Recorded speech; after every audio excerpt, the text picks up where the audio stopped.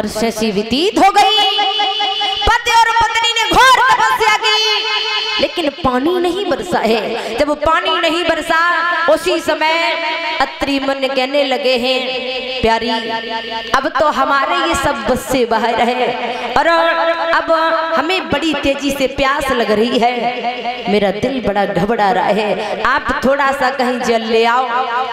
अनसुईया ने जब अपने पति के ऐसे वचन सुने हैं, उसी समय मैया अनसुईया ने हाथ में कमंडल लिया है और कमंडल लेकर के चली है। दोनों हाथों से अपने पति के पैरों को स्पर्श किया और पैरों को छू करके आशीर्वाद लेकर के मैया कमंडल लेकर के चली है और जा करके कमंडल लेकर के दोनों हाथ ऊंचे किए हैं। कमंडल बड़े शीतल जल से भरा है और अनसुईया उस पानी को लेकर के अत्रि मुनि के पास में आई है।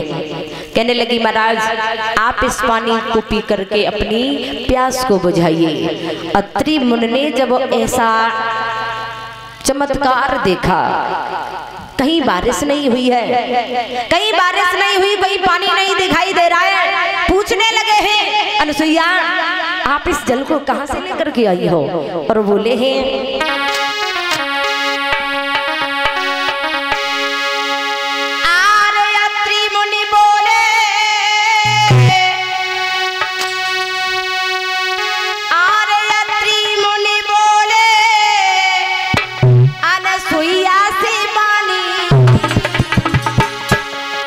मेरी समझ नोई आवे कहाँ से लाई पानी, मेरी समझ नोई आवे कहाँ से लाई पानी।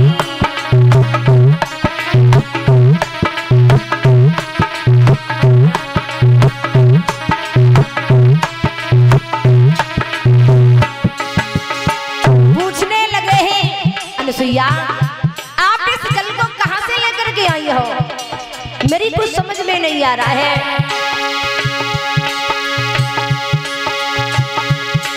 अरे अत्रि मुनि बोले, अरे अत्रि मुनि बोले, अनसुईया से पानी, मेरी समझ नहीं आवे कहाँ से लाई पानी, मेरी समझ नहीं आवे कहाँ से लाई।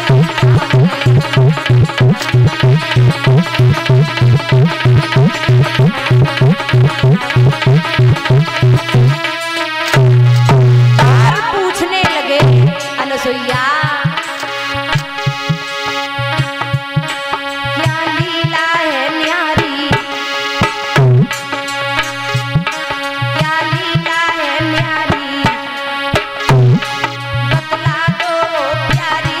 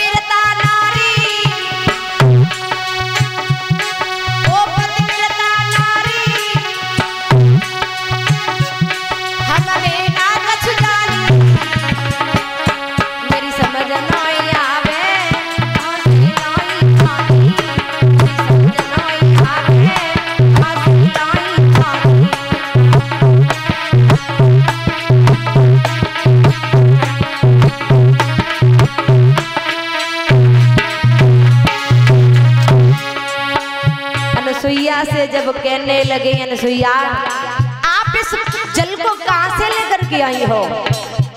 कोई बारिश नहीं हुई है, कहीं पानी दिखाई नहीं दे रहा है। उसी समय अनसुईया बोली है, महाराज